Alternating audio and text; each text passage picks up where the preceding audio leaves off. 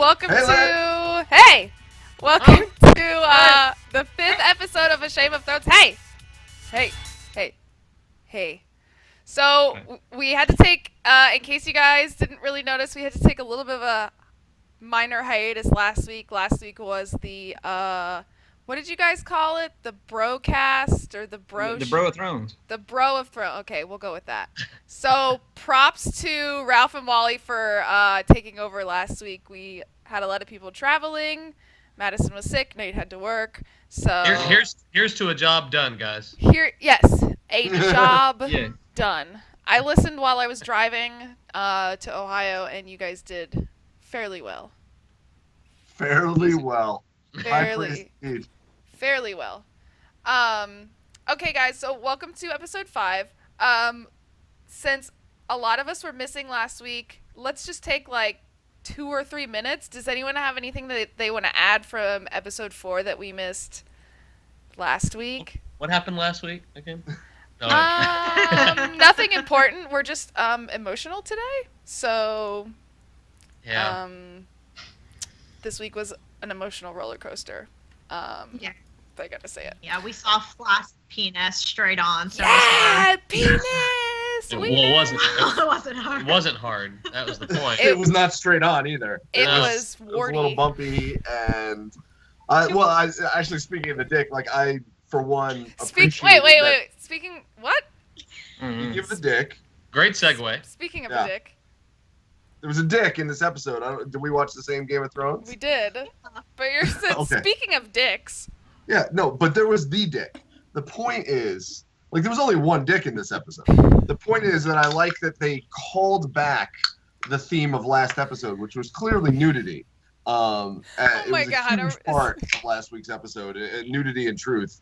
And for no reason whatsoever, except for to fuck with people, they're like, and by the way, remember when we talked about that, guys? Here's a big floppy dong. That was It's got warts on it. a really well thought out statement and sounded Wait, was very... there a dick in this episode? I don't remember seeing a dick. You didn't see a dick in this episode? Okay. I'm like, serious? what the fuck are we talking about? That's like So the highlight of the dick. episode. Are you kidding? Whose dick Should have was it? invited him to Game of Thrones. Oh, we're off to a great start. When Arya went to see the play and they were He went showing all the, backstage. and they were showing the backstage stuff, the kid that played Joffrey like whipped out his dick and was Oh, yeah, "Those- how to like, "Are work. these warts?" It literally lasted not even like 5 seconds, but it was there. It was was a long way in fight. front of the camera. It Just was flop. there. It was just there. And- Uncut. Well, It wasn't. Now that it's all coming back to me, but see, it wasn't that big of a deal to me. I see. Both from an anyway, editing okay, standpoint. okay, we'll move on. Uncut. Okay, we'll move on. Okay, so, obviously if you've already seen... I'm trying really hard. That's great. Okay, so let's start first of all with Sansa. We will save the emotions for the very end so we can all end the episode and cry ourselves to sleep tonight.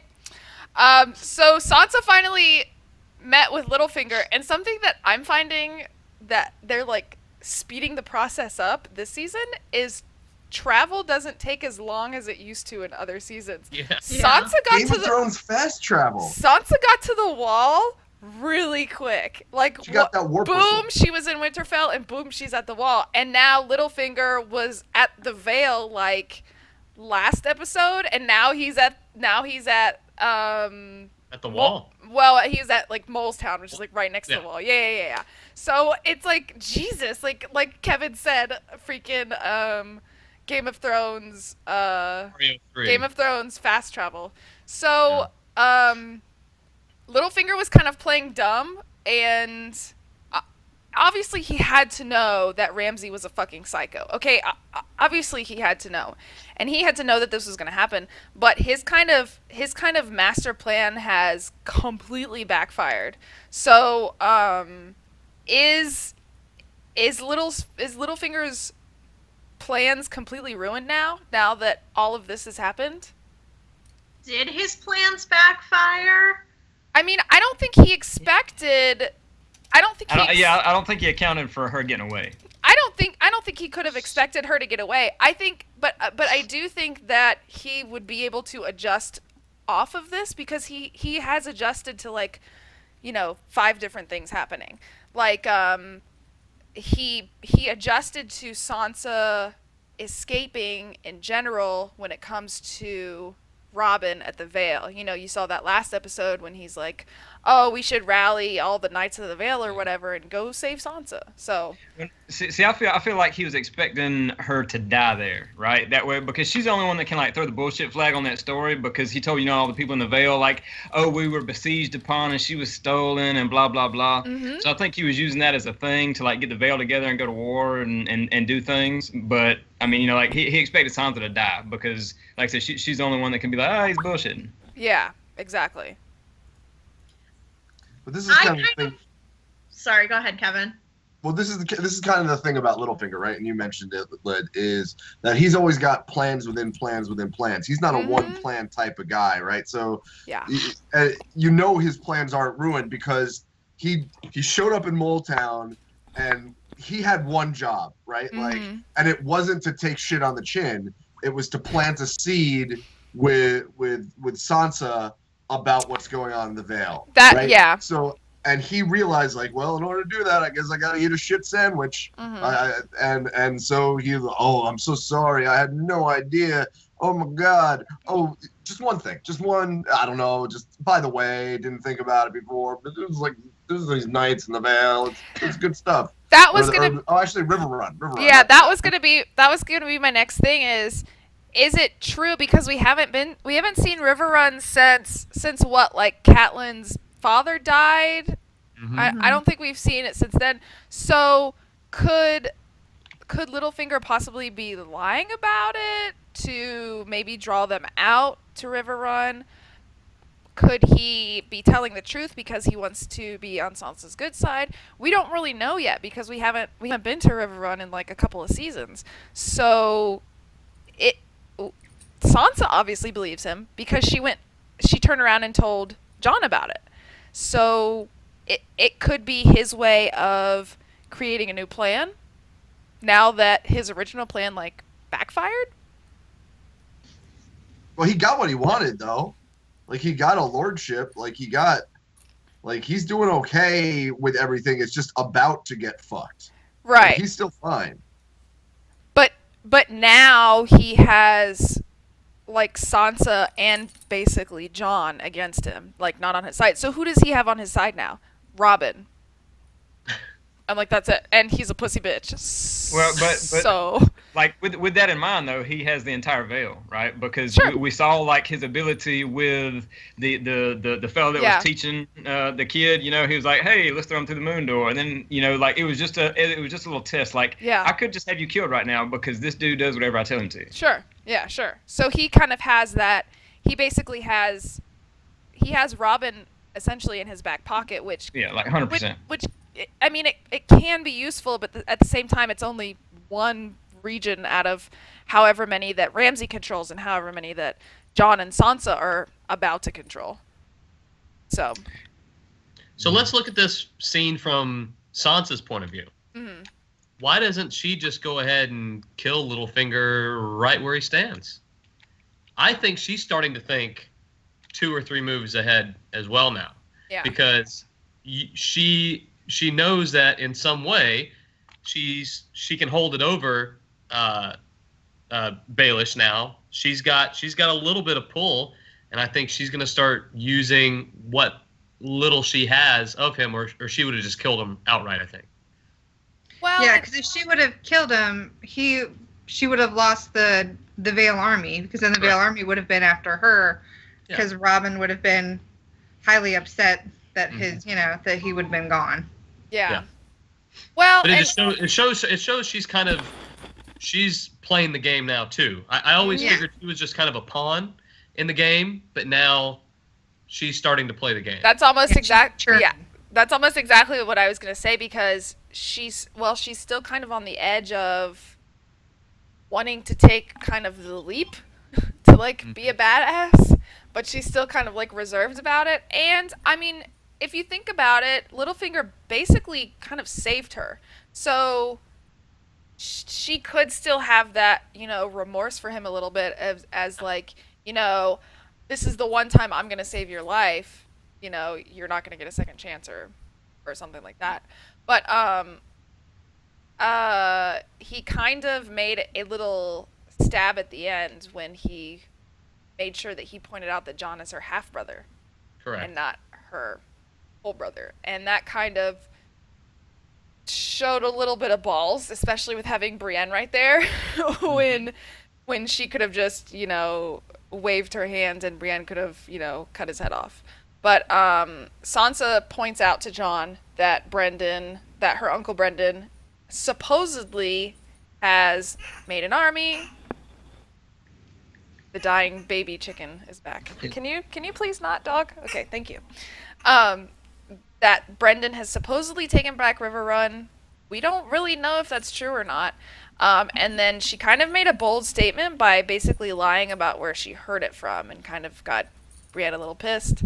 And then she sends Brienne to River Run to talk to Brendan. And Tormund and Brienne just need to it was awesome. Make babies. Oh my god. Tormund's hungry.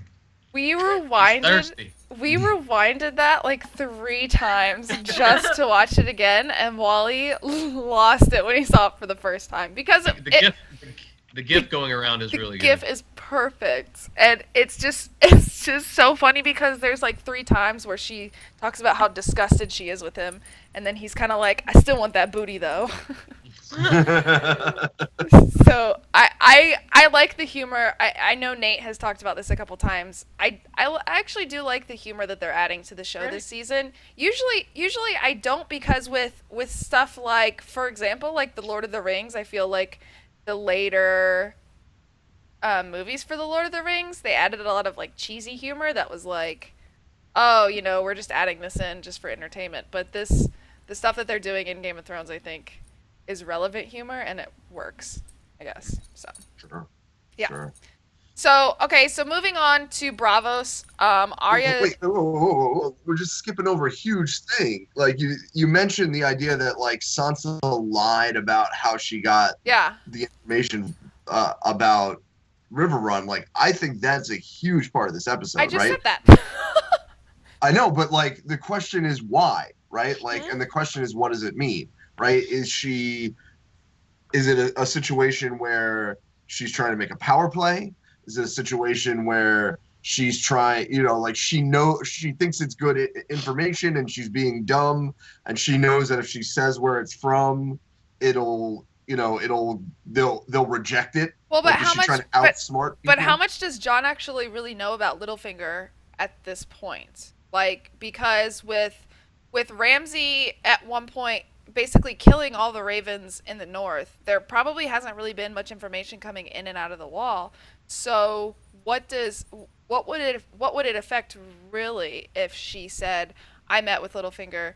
I mean, she probably told Jon that Littlefinger passed her off to Ramsay, but Jon could believe that Littlefinger is dumb and didn't know that Ramsay was this way. So to what extent does it really matter in the first place? So what do you think was up with it then? Do you think she just forgot? No, I think she had a point in lying about it, but what if she didn't lie about it? Like, would it really have made that much of a difference?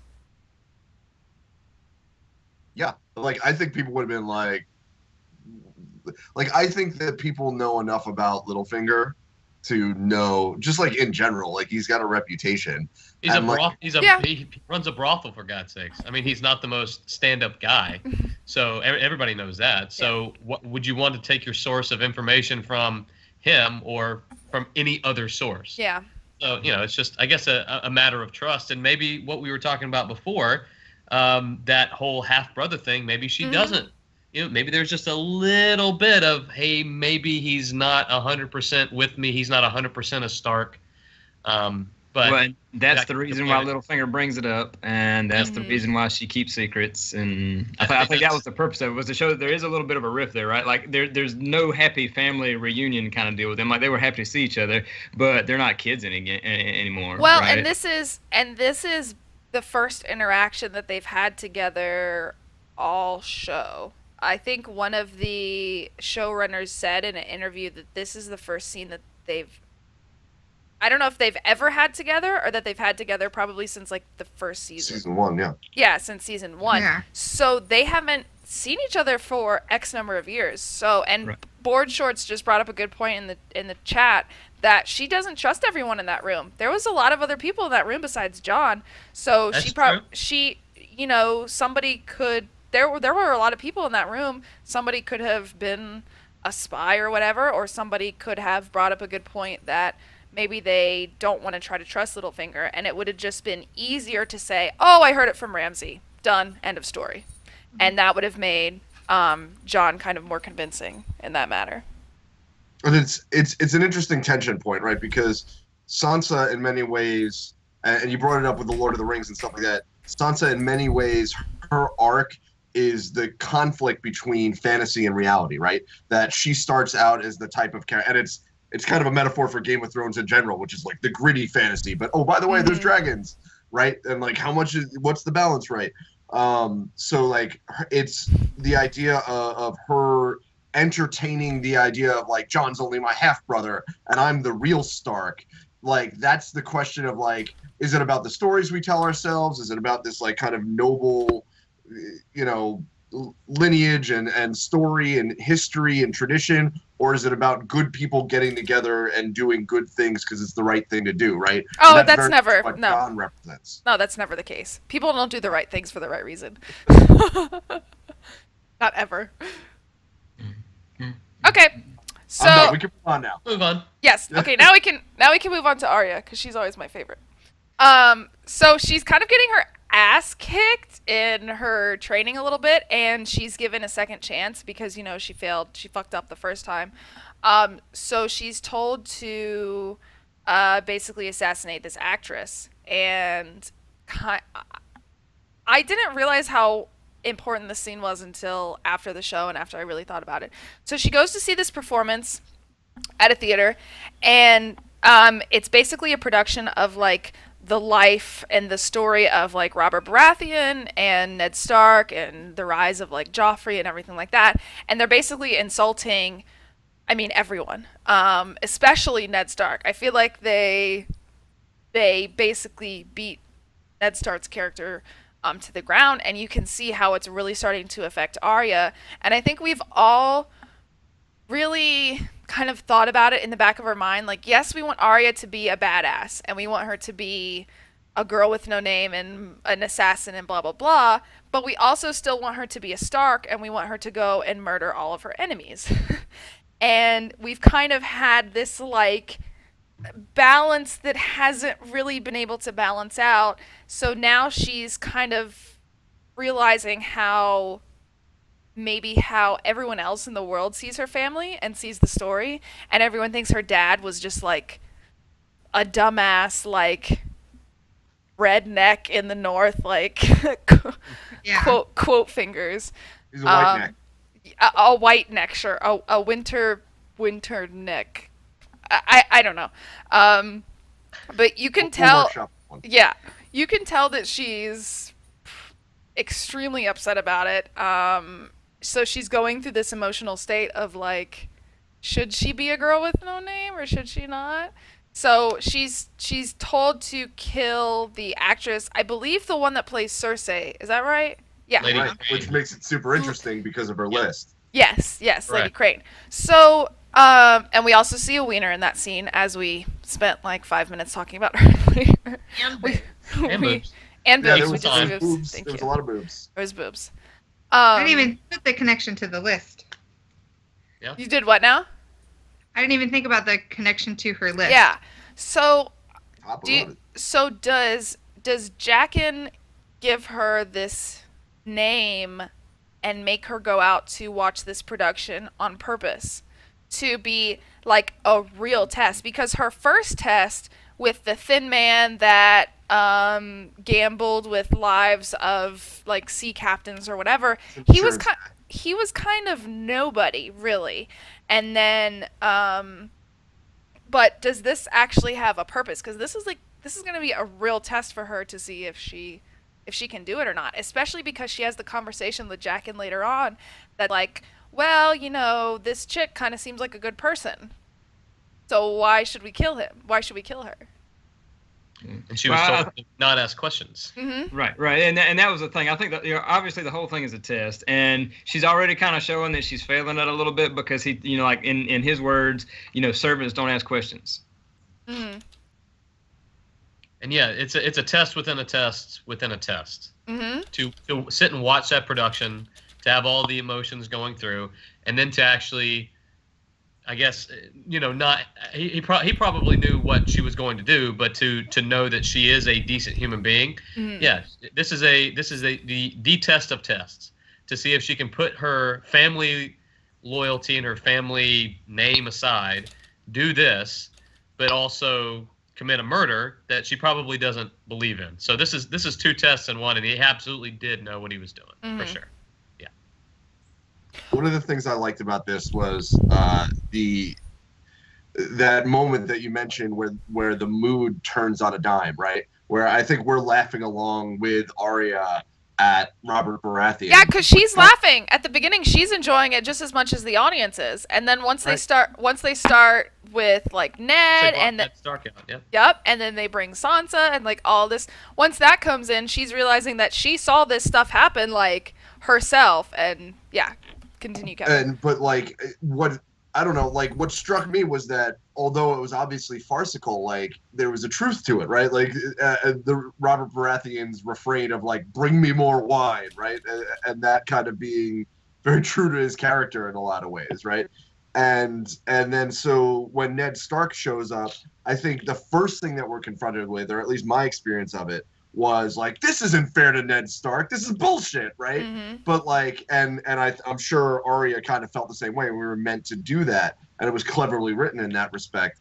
At the same time, there was a truth to Ned Stark's character, right? Mm-hmm. Because sure. He's the guy that walked up to Cersei and was like, Cersei, I'm gonna do this thing, and she went, great, I'm gonna have you murdered. Mm-hmm. Like, very naive. So there was a foolishness to him, right? And it's interesting for Arya to have to confront that in this sort of a story. And I have one more thought on this, but I'm going to pause first because I'm sure other people want to talk, and then I'll wrap it because it's more of a segue. Coke. I just have one question. Go So for it. one thing that got pointed out that I noticed it in this episode that's kind of it was brought up as like a minor detail, but I feel like it's a major detail, is how do you get the names of people that need to be killed, the faces that need to be added or whatever. And at one point Arya says something about basically like who wants her dead. So do the people with no faces or whatever, do they get like bought out to do these assassinations, or does the many-faced god call to Jaqen H'ghar to say who needs to be killed? Because at one point when Arya is talking about, oh, Lady Crane, she might be a good person or whatever, she says something to the effect of like, who would want her killed? The younger actress, she's jealous of Lady Crane, blah, blah, blah. So it's kind of giving you like a deeper input onto this religion, if you will. So how are the names, how do you come about the names of who needs to be killed? Did I miss that somewhere? Well, when she asked, he said the price had been paid. Yeah. Mm-hmm. So that...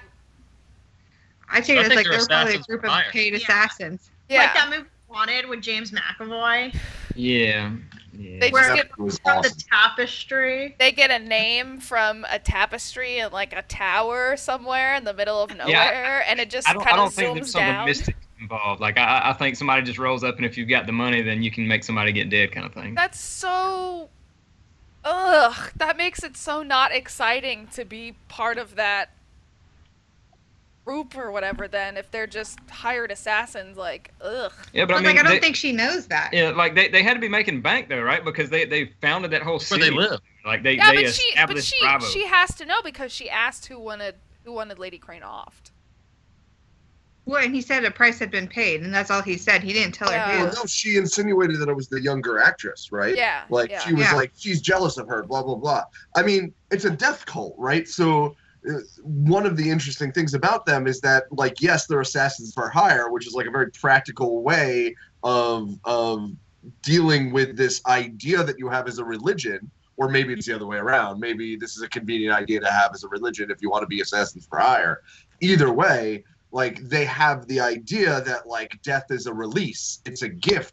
It's from the many-faced God, that it's the idea, you know, and whether that's through, like, suffering, like people who come and drink of the water and just fucking die, or whether it's more aggressive assassination, like, it makes sense. And it's kind of cool if you think that the deaths are sanctioned by the many-faced God, that, like, that's what I was thinking. Of course, I want a bunch of ninja faceless assassins working on my behalf, you know, in the world, because of course I do. I'm a death god.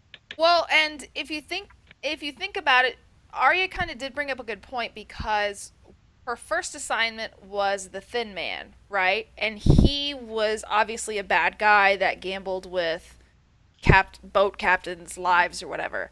And a lot of people died, not necessarily at the hands of him, but because of him. And then now she's basically told to murder this lady that she doesn't really know, that from what she's seen hasn't really done anything bad in her life, that she doesn't really know anything about. So it's kind of like, where's the balance on why? And that's what makes me agree that they're just like assassins for hire, and that's it. And I don't know, I feel like that's kind of a bummer. Ralph, what do you have to say? Well, this is an odd theory. Yeah. I love odd theories. They made sure to show us the dick with the wart. Yes.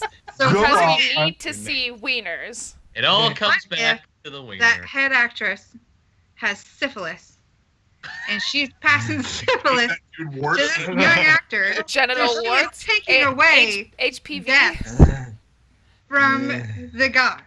Like, they should get to choose who lives and dies. And no, she took it upon herself to screw this young man.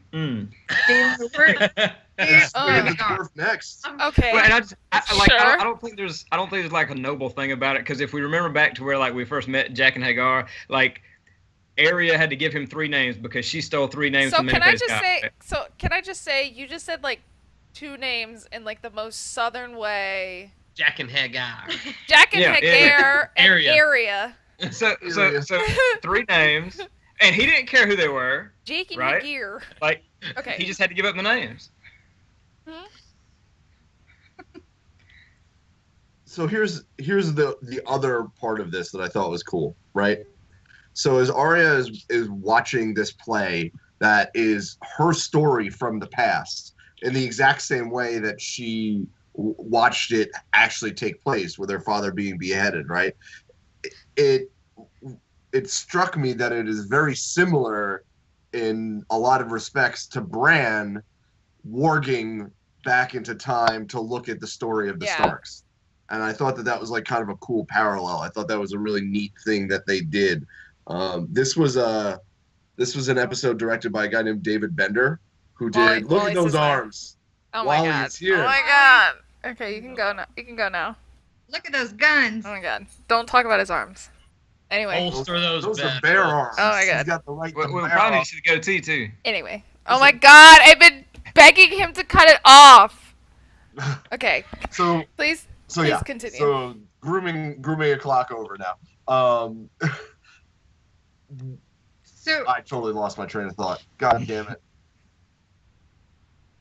So what, like, I look at Wally's arms and I just... You just lose your train of thought. I know they're track gorgeous. of everything. Okay, I'll talk about something real quick, and this is Okay, go ahead. Okay, so the episode was directed by David Bender, who is a very famous director from Lost. He directed a ton of episodes of Lost. As you know, my favorite TV show of all time. I do a podcast just like this about that. And this Shameless episode plug. was very simple.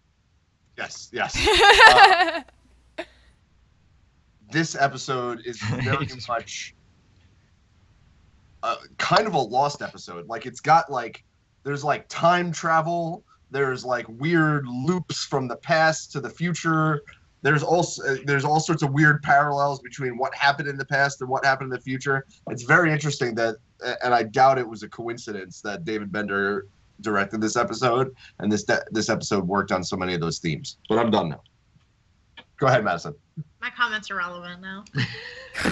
Oh no! Good job, Kevin. Yeah, jeez. Kevin, was your segue to Bran's story? Because I think I was going to save that one for last. Was that your segue? That was my segue, but we don't need to follow my lead. I don't lead here. I follow. No, I mean you said you had a comment, but it was a good segue into like a next topic. But that's what I had in mind. Okay. Well, we'll bring it up at the end because we're gonna save Bran. We're gonna save the worst for last, so we can all end on a depressing note.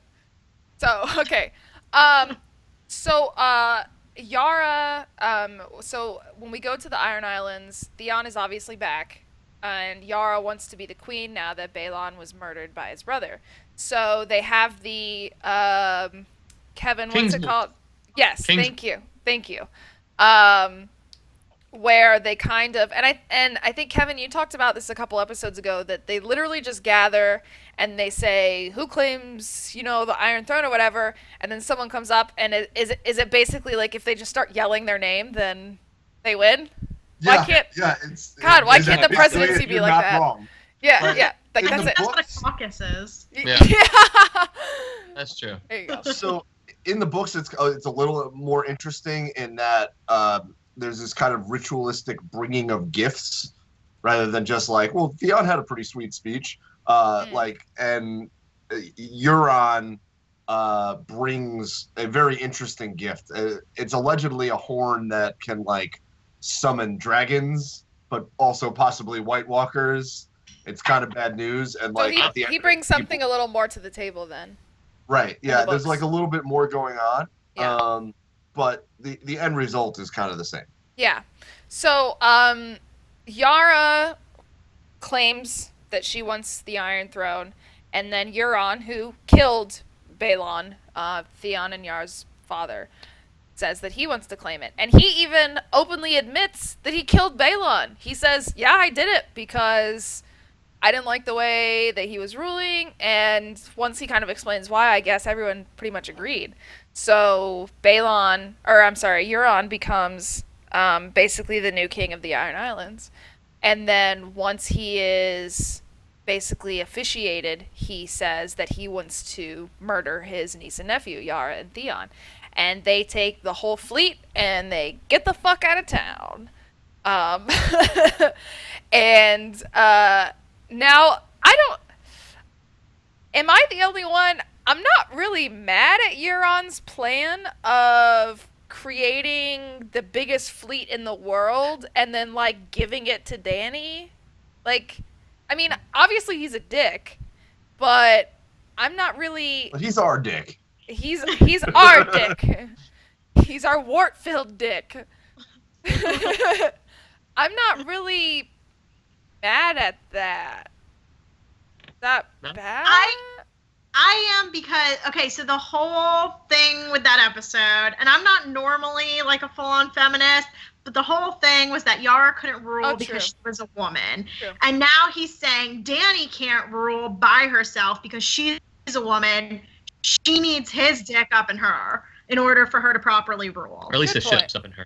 No, I think he actually the underlying theme for this whole show. There was 3 women that tried to make power plays in the show, right? One we've already talked about with Sansa. She makes her power play, and now she's got Jon doing what he wants her to do, and they're going to make her little army and stuff, right? And even her, she's the one that's like, well, I've got a start name. Jon doesn't. Okay, so she's got her little power play happening.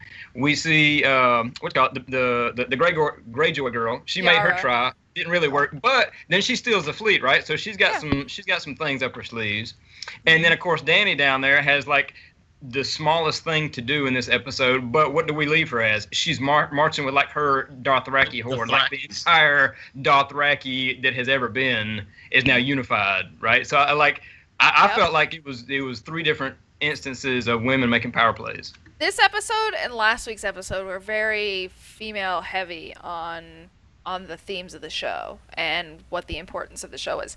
So now where the fuck do Yara and Theon go? They've got this huge ass fleet. They went to Danny. Yeah, that's what I was gonna say. Is because first. Yeah, because and that could be the way. You know, I think Euron is like from the old world, right? Like, and so he's going about it in the old way. But at the end of the day, the only thing Dany really needs is to get across the water, and I think she's got enough ships over there to do that because she doesn't really need a navy because a dragon will just like roast everything, right? Like, so who needs a big navy? And I mean, it was people to go.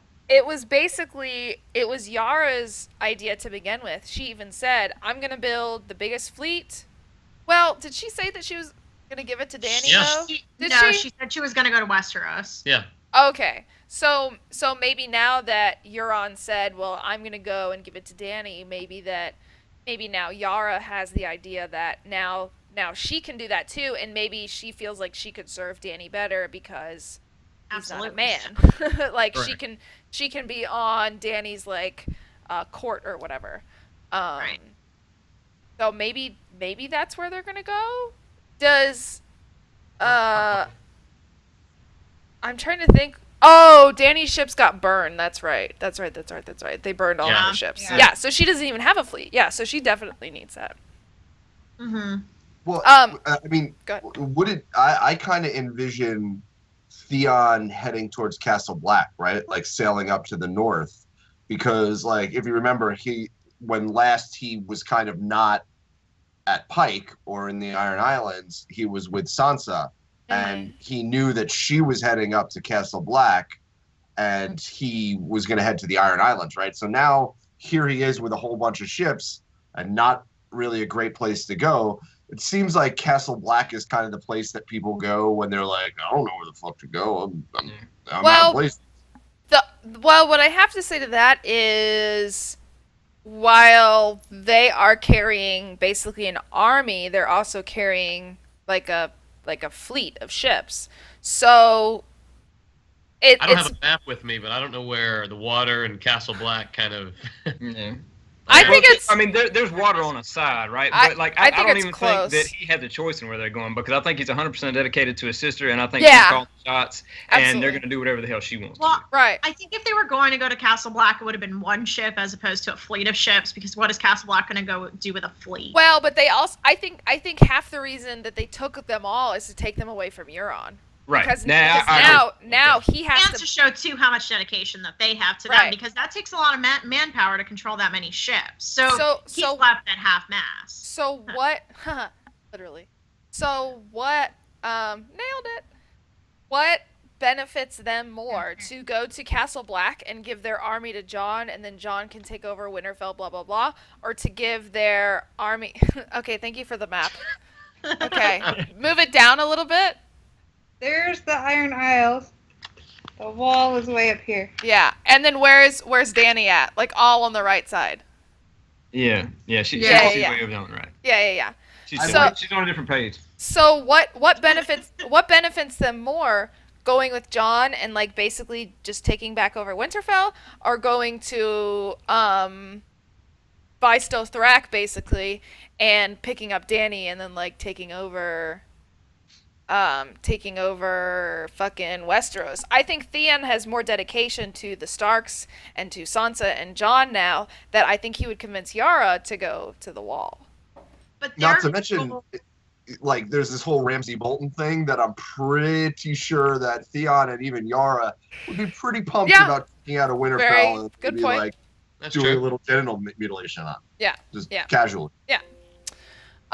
And in terms of water, just remember, like, Theon has already invaded the north and taken over Winterfell, like successfully with a fleet of ships and stuff like that. So, but then he got completely while betrayed. all the armies were gone. Yeah.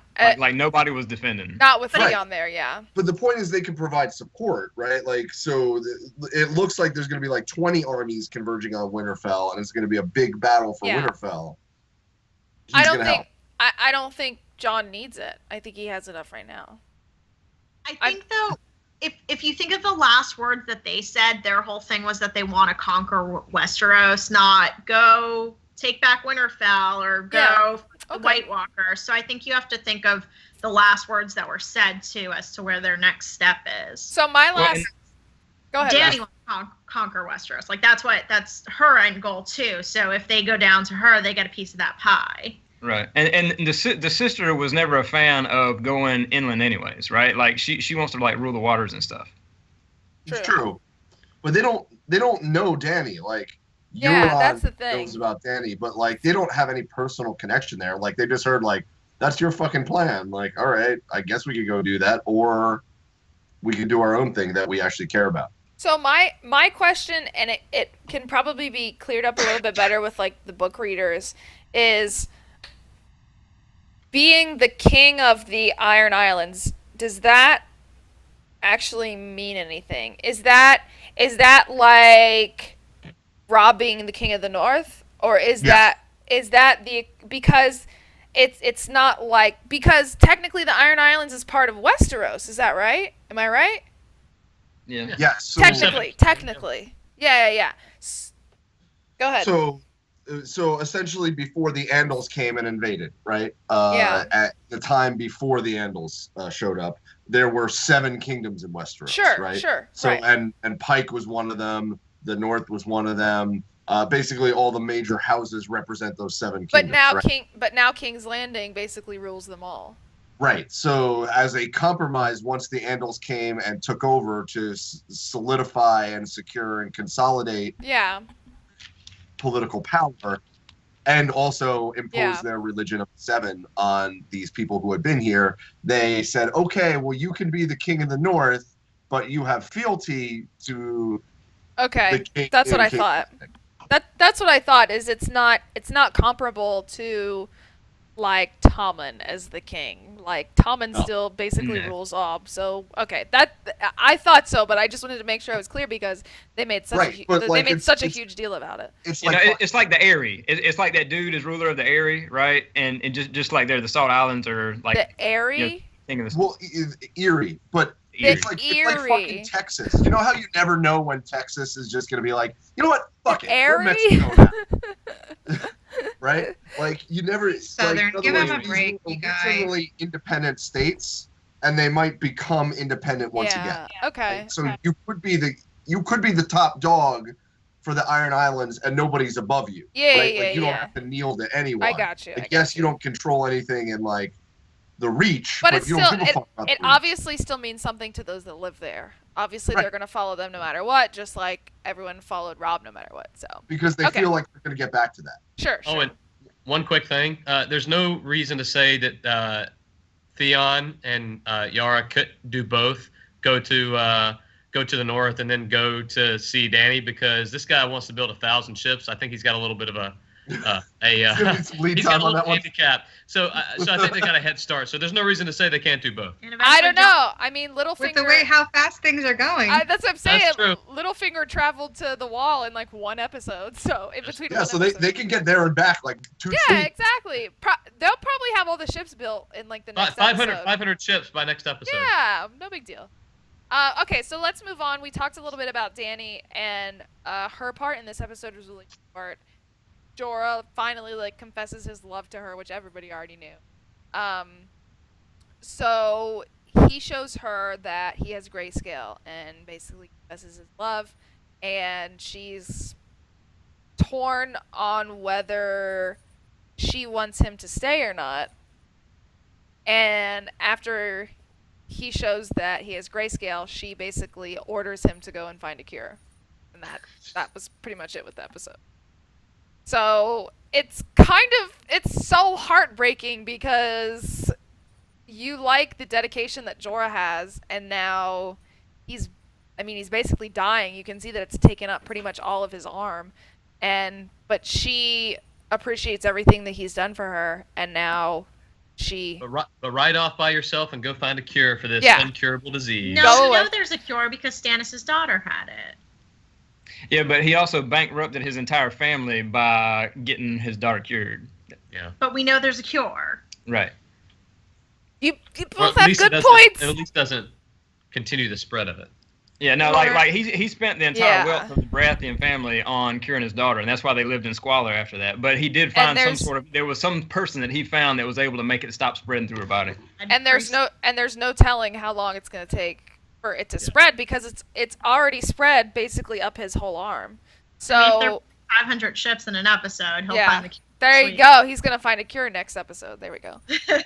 So that's all we really saw from Dany, and she obviously has like the entire Dothraki army behind her. So she's probably going to go back to Meereen, and then kind of moves on to Tyrion and Varys that we saw in this episode. And this scene was so like I loved it. I wanted to like my mind just exploded. So Tyrion has this idea that he wants it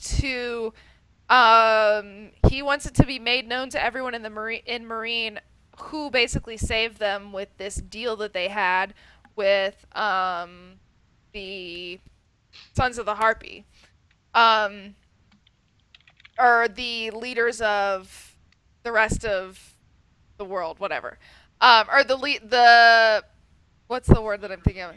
The slave masters. Thank you, of Yunkai. So they made this deal, and like they said, there hasn't been any killings, there hasn't been anything bad, blah blah blah. So Tyrion wants the word to get out, and he wants it to be done by somebody that is is not bought or something like that, somebody that everyone will believe. So they bring this priestess, which I feel like we've seen her. Was she the one in the streets a couple episodes ago that they were walking? Yeah. Was it her, or was it in last season? She was in like King's Landing, I think, and he actually walks where Tyrion got bought as a slave. Like she was like in that brothel or something like that. Like you just saw her in passing. Yeah, I think we've seen like minor appearances from her, but she they want her to basically spread the word that Dany is the one that has basically saved them all, and blah blah blah. That way, she's doing PR for him. She's doing PR work, basically. That's how the social media network works in Meereen.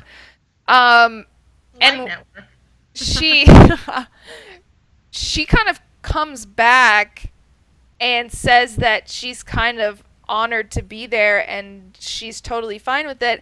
And then she says that Dany is the one that was promised, which confirms a theory that Madison sent me last week about with this religion of the Lord of Light and everything, that the Lord of Light, there is a like prince that is promised or something. And there's theories because obviously Melisandre thinks that Jon is the prince that was promised. But now this new priestess thinks that Dany is the prince that was promised, quote unquote. Born from fire, she's got the dragons, there's blah, blah, blah. Potentially two different prophecies. One of them is the prince that was promised, and one of them is, I always butcher this name, Azor Ahai or something like that, whatever. Yeah, it's not something like that, but those are potentially two separate prophecies. Right. So she feels like Dany is the one that was promised. And then Varys kind of fires back out of nowhere and says that, Melisandre thought that Stannis was the one that was promised, and she thought that he was the one, and obviously he's not. And then she kind of owns Varys about his past and stuff that she knows, and it was kind of a oh fuck moment. Have you ever seen Varys look like that? No, by someone never. else's knowledge. Like he is the all-knowing guy. Yes. He's never been like that, stunned by somebody else's knowledge of his past and of something that he didn't see coming. So I think that was kind of cool. Also, the same look Baelish had at the beginning of the episode. They both looked like you've never seen them look before. Yeah, they had that oh shit look. Yeah. Oh. I'm very interested to know, since there's penises all over this episode, what he heard when the penis was thrown in the fire. Like they said, do you remember what he said? And I'm like, what did he say? Remind us. I was waiting. Ow. I was like, tell me, please. What did the dick say? So she obviously knows a little more than they think that she knows. They just wanted to use her as like a mouthpiece, basically. And she knows a lot more than she knows. So I think she's gonna be kind of a vital role in the last 5 episodes of the season. Whatever. How many are left? Yeah, 5 are left. 4 are left. 5 are left. 5. Okay. 5 plus 5 is 10. Math is hard. Yay, math! I went to school in Alabama. Yay. So math is hard. Did anyone have anything else to add about that before we go on to our emotional state? Just circling back to the idea that, and I looked this up, and that's why it took me a while, is that Shireen... Oh my god, move your arms! Okay, sorry. I like that every time I talk, Lydia finds a way to, like, get distracted by a puppy or a Wally or something. I'm sorry that Wally is, like, showing off his guns to the camera. Blame him, not me. Listen, if I can talk through that, looking at them... You can talk through anything, Kevin. You could talk through a hurricane. Go ahead. Caller, you're on the line. Thank you. First time, long time. Just calling to talk about Shireen. The idea that Shireen was cured by healers beyond the Narrow Sea, aka in Essos. So, at least for our boy, wow, I can't remember his name all of a sudden. Jorah. Thank you. Jeez. For our boy Jorah, he's in the right place. He might not have to go too far. Yeah. Okay. On with the chlorophyll. Okay. Oh, can we? I'm sorry. I thought about this about 20 minutes ago when we were already 10 minutes past. Go ahead. But all the people from the Wall, when you had Brienne and Tormund and all those guys, where were they? Where do you think they were going? Were they going to rally support from all these little, like, did they have one specific place in mind? Did I miss where they were all going at one time? Brienne is going to River Run, but it didn't sound like Sansa was going with her. So are they all going different places? Probably, yeah, because they talked about trying to rally, like, the Umbers. Smaller houses. Yep, yeah. So I know for sure, like, Brienne is going to River Run to talk to Brendan, to talk to her uncle, but I don't think they mentioned, like, where everyone else is going, but they talked about all of their houses that they wanted to, like, rally behind them. Sure. Tormund is going wherever Brienne goes. Wherever Brienne goes. That's all that really matters. Like, Swooty, coming for that Brienne Coming booty. for that booty. Coming for the Brienne booty. All right, sorry for the segue. It's fine. That wasn't a segue. That was the awkward aside. Awkward aside. Okay. So, I don't want to talk about this. We have to. About the dog dying. I don't want to talk about this. Okay, so Bran goes on another little, like, vision quest with the Three-Eyed Raven, and we get to see the creators of the White Walkers. And the White Walkers have, in my opinion, kind of been like this background story for 6 whole seasons. You know this thing is here. You know this winter has been coming for 6 fucking seasons now. And what's that? It's tantric. Yes. And thank you. Someone. And it's coming, but we don't really know anything more about the White Walkers or the Night King or anything else. We don't know why they're here. We don't know what their purpose is. We just know that they're here, and we just know that they're coming. And this episode brought a huge kind of revelation about it, that the children, who were supposedly basically like the first beings or whatever, created the White Walkers to combat against men, essentially. I have like 500 questions. Yeah, exactly. I have like 5 questions that I'll wait until after we talk about this, because the last I told like Madison and Kim about this yesterday. I didn't understand the last like 5 minutes of this whole episode, but anyway, so we saw that the children basically made the White Walkers to combat against men, and then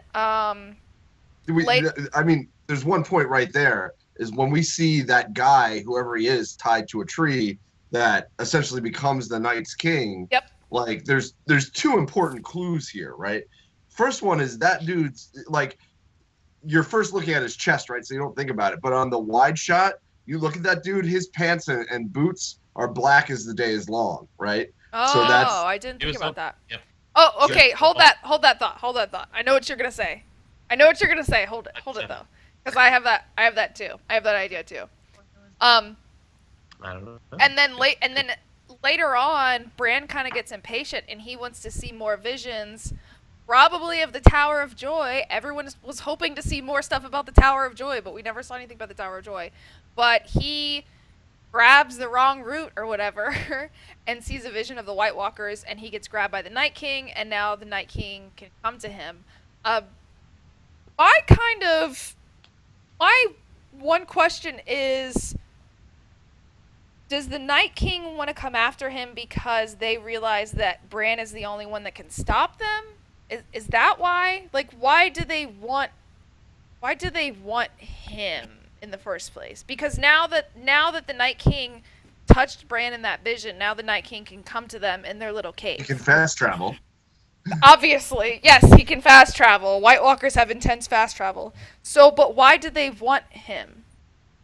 I don't know that it was him. I think that the Night King probably wants to kill the children for fucking him up like they did.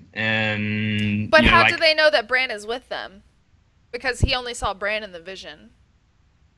Yeah, but he knows that he's warging like the three-eyed raven. Like he can smell the three-eyed raven shit on him, and he's definitely got a beef with them, right? Like it's a beef with the old gods, right? It's a beef with the Weirwoods and the children of the forest and his creators, right? And in many ways, Game of Thrones is kind of plays out on this macro level we've discussed before. It's a war between different gods. Yeah. That is being played out like a Greek mythological tale with actors and agents on behalf of the various gods amongst humanity. Right. Or in this case, the zombie hood and tree hood and fucking weird green Keebler elves. Yes. Keebler elves. So I think I read this on a Reddit thread, but if you slow down the scene where the children of the forest make the Night King, on one of the trees is the face of the three-eyed raven. Yep.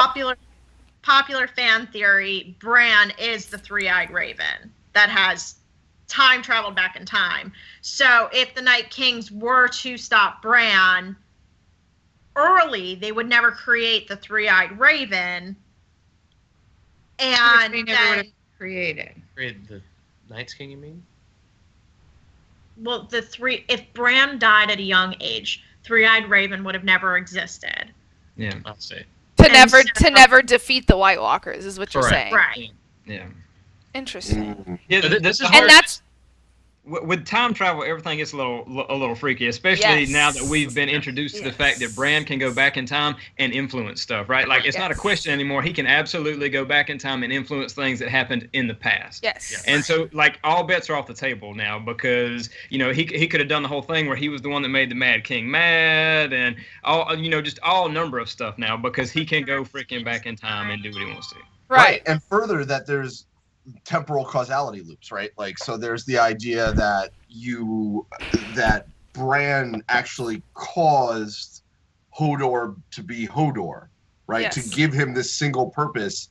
He went essentially back in the past. He did it accidentally, but Hodor had that was gonna before you start that was gonna be kind of my next beef with that scene is, so they know the White Walkers are coming, and the three-eyed raven tells Bran, you're about to become me, basically, okay? So Bran should, rise to power and be able to defeat the White Walkers. So if they knew the White Walkers were coming, why the fuck did they go into another vision and, risk all of that to happen? Because I think he's trying, the old three-eyed raven tells Bran, you're not ready for this. He's trying to I guess essentially upload as much information to him as possible that's what Wally said. before he's dead. Yeah. But and he's kind of stuck in this vision once the old God Raven goes. That's what I'm saying. Like the vision that they were in, it didn't look like it didn't look like anything was going on. It was just kind of point. Like it's just kind of Willis hanging out. He now learns that he has influence over things in the past. That was the point of the whole thing. Oh, okay. Like he now has that consciousness of I can go back in the past and influence. Sure. Maybe not directly, but influence future events. Yeah. And what purpose does it serve if he's awake anyway? Well, he probably would have been able to warg into Hodor earlier. Yeah. But then the whole time travel would not have gone full circle, and Hodor would have never been Hodor. So it's like a full circle. Yes, it's a mind. And that's why time travel is messy. Yes, exactly. It's a temporal causality loop. There's a phrase. One of the things that I thought was really cool about this scene was all of the Keebler elves. They had like these magic orbs that they just like blew the crap out of all of these like White Walkers. Like it was like, where do you get these damn orbs? Well, like everybody needs to make they had like small stuff that they had thrown early.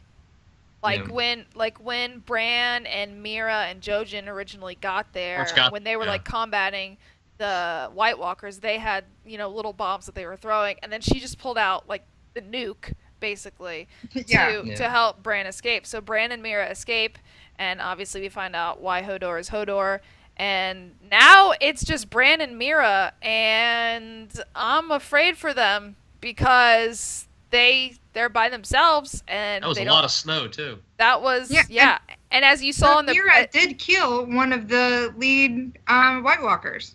Dragonglass, yeah. But because one of the children tried to stab one and it didn't work, and I thought that was with Dragonglass. Was that just with something? No, I think it was with Dragonglass also. I just think his armor saved him. But then why did the spear that Mira had kill him? Just cut him in the head. Yeah. So, yeah. Like it didn't hit armor, like it hit skin. Oh, okay, I didn't notice that. Okay, interesting. Whatever. And I understand everybody is probably very upset about Hodor, but I literally started to cry when the direwolf went in there. Oh, when Summer died? Oh my God. Okay, so here's a theory that a friend of mine told me about at like 3:00 this morning when I went to work. So her theory was something about when a direwolf dies, a Stark will rise, or something like that. And if you think about it's relevant for basically all of the Starks except for Robb, but Robb was killed before his direwolf died.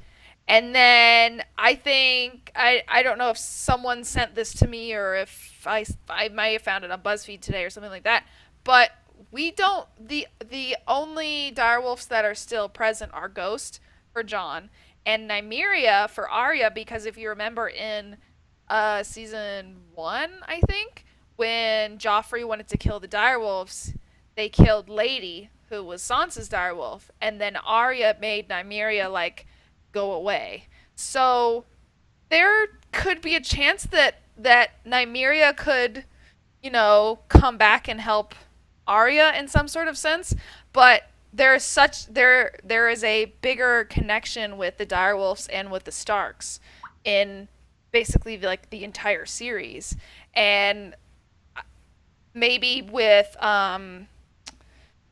what's the other brother's name? Rickon. Thank you. Rickon. With Rickon's direwolf getting killed, maybe Rickon can actually do shit now. It's kind of like an ongoing theory with the connection of the direwolves and the Starks, and that's all I had to say about that. I just don't understand why dogs have to die. I know. That was.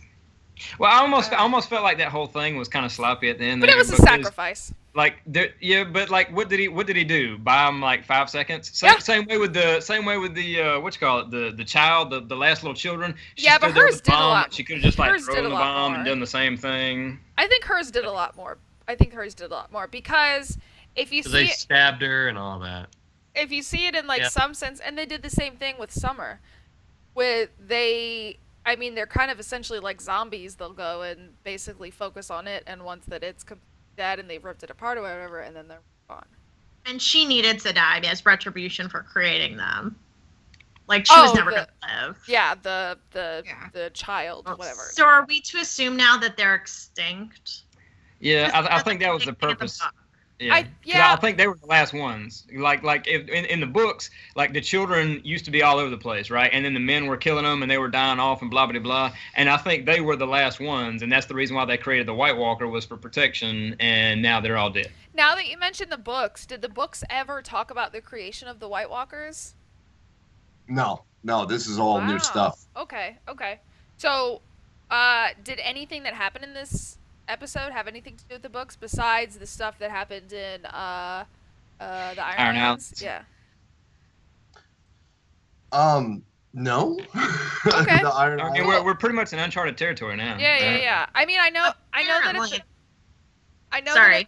No, it's okay. I know, like, kind of at the beginning of this season, like, it was really like muddy waters. Like, some of the stuff was mentioned, but it was done different, and like other story.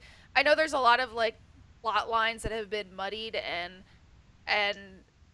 they haven't been, some haven't been added and so on. But I was just curious about, like, how far are we off of the books at this point? And essentially, I mean, other than the stuff that happened with the Iron Islands in this episode, we're like completely gone from the books now. We're off the reservation. Which pretty is much cool. We've reached the end of that piece as well, right? Yeah. So, like, I don't know how far off we are, though, in terms of books that are already published, because I don't know if anybody watched the behind the scenes afterwards. They said that they spoke to George R.R. Martin, and he told them about Hodor, and I did see that. Yeah, that leads you to believe that he told them about a lot of other things. So it's possible that it's in the unwritten book.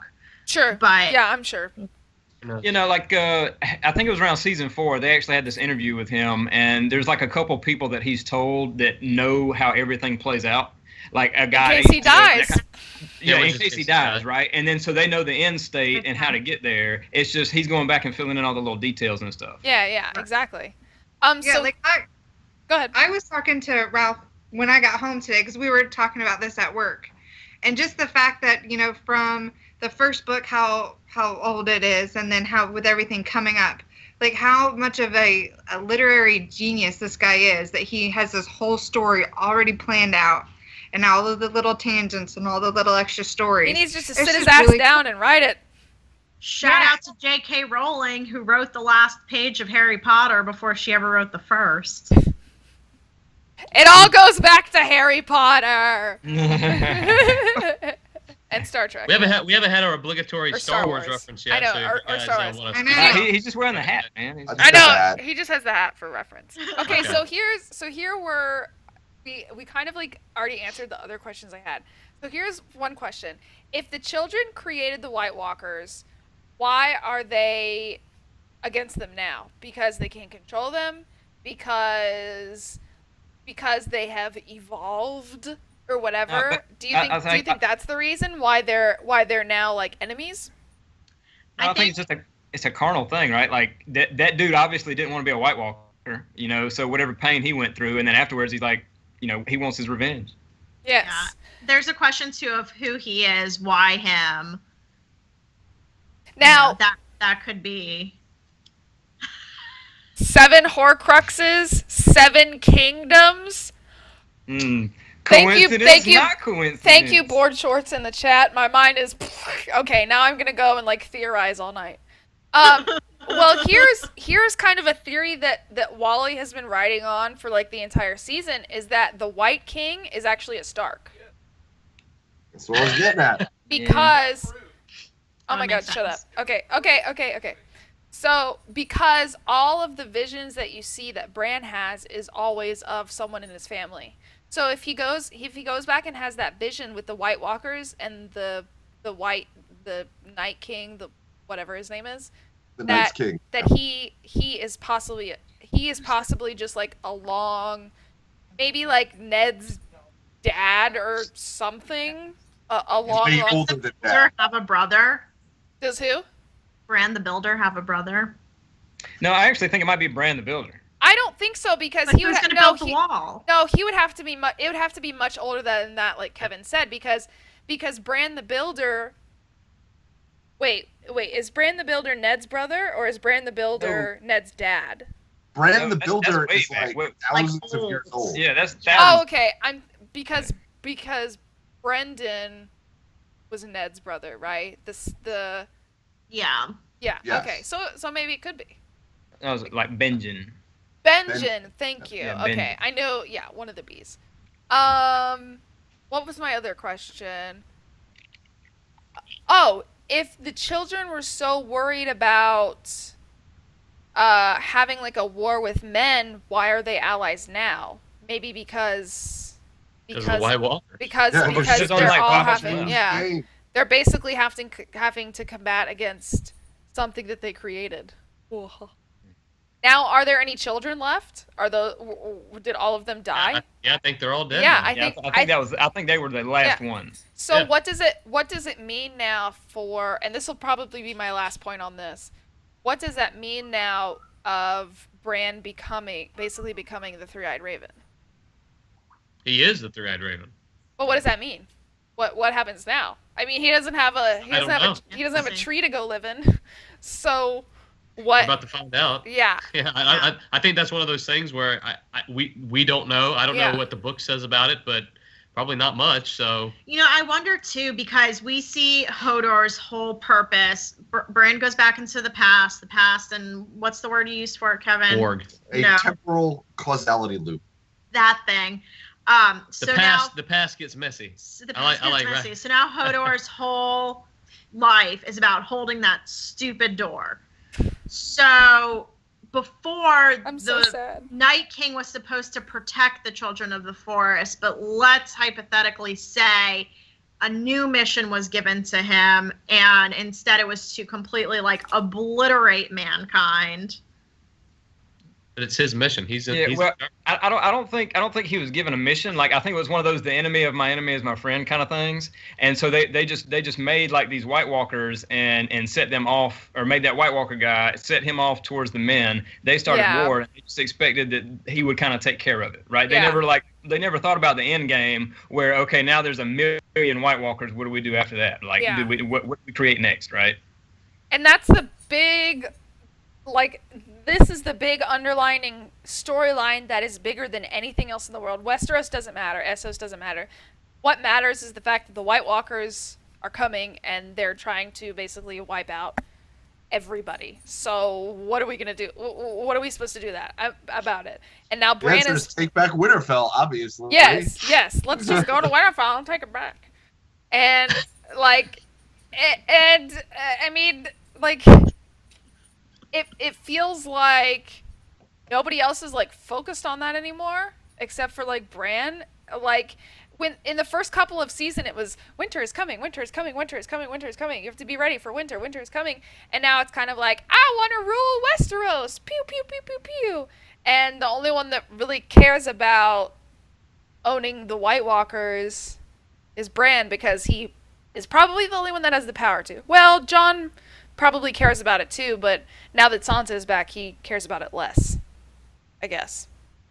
Well, no, I think he's still in the right place because remember, like he said, he's got all the White Walkers behind him, and he's got the afraid men in front of him, right? So he's kind of like the man in the middle, and he's got to figure out something to do, else he's going to get smashed by both of them. Yeah. This was such an intense episode, you guys. Mm. There was a lot that happened. Wally keeps saying too much. Okay, say it so everyone can hear you, so you can have a say in this. This episode had too much. Okay. Too much. He's been talking behind me the whole time, and I'm like, shut up. I don't know. I think it made up for how shitty the first episode was, because I didn't really like the first episode. They needed to tell the story, Lydia. I thought all the episodes have been fine except for this one. They really? They outdid the. Well, yeah. I think they've all had the appropriate amount of story and backstory, but this one was just with the whole last 10 minutes. The last 10 minutes of that episode were absolutely just. It was. It opens up Pandora's box with Game of Thrones, I think. I think this was the one that it opens up any sort of cause and effect that you want to make from any, and I actually thought about this. I'm thinking back, okay, what have I seen in the past 5 seasons that could be explained through this time traveling causality loop? Yeah. You know what I mean? So it opens up Pandora's box. But my thing is if I can go back in time and I can change stuff in the past, then why the shit didn't I keep my legs? But you can't. That's the thing. It's like you can affect things in the past. Well, and he's just now discovering. He's just now discovering that too. Like he discovered that in 2 episodes ago when Ned heard him yell "father" or whatever, and then he's just now discovering with the White Walker touching him, and he's just now discovering with Hodor, with him being able to, make Hodor have like a seizure or whatever and become who he is. So he can't. I mean, he's a little busy trying to escape right now to go back in time. But I think Bran also realizes that he has to do what's good for the realm and not for himself, because he's not. He can no longer really afford to be selfish, or he's basically going to ruin the world. Well, but he's already done that. Yeah, the whole point is that I'm sorry, Madison, I actually cut you off. Go ahead.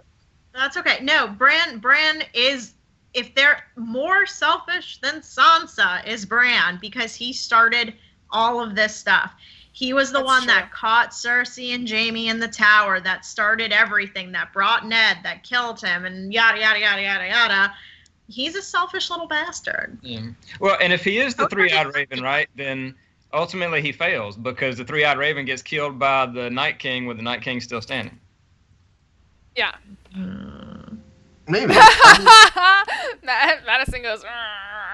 I mean, so the point of why they showed Hodor becoming Hodor, right? Besides kind of like the beautiful synergy of like the idea of simultaneously seeing Hodor's birth and Hodor's death, right? But that's to emphasize from a storytelling standpoint that you can't actually change the past. When you warg, you influence things, but that's already happened, right? Because Hodor has been Hodor this whole time, right?